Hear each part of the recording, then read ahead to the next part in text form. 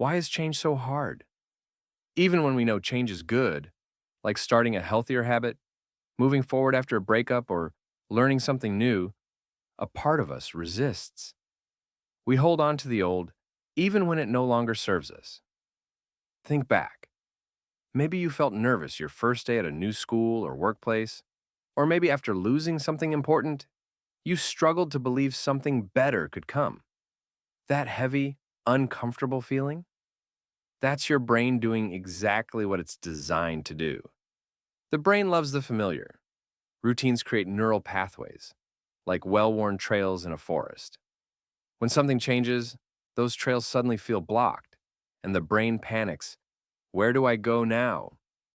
This is called the status quo bias, our natural pull toward what feels safe and known. And it gets stronger. Endings and uncertainty activate the amygdala, the brain's alarm system.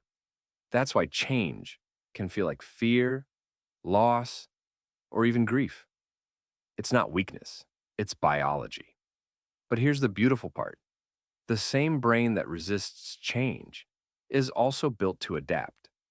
Each time you take a small step into the unknown, a new word in English, a new friendship, a new opportunity, you're creating a fresh path in that forest. This ability is called neuroplasticity, the brain's power to grow, to rewire, to renew. Remember the first time you tried listening in English? Maybe it felt impossible. But each practice session made it easier. What was once scary became normal. That's your brain rewarding you for being brave.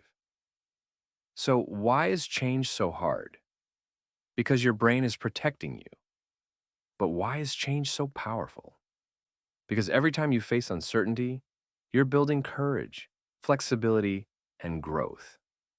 Every closed door feels frightening at first, but with courage, you'll find another door opening, filled with new light. The science of change shows us this.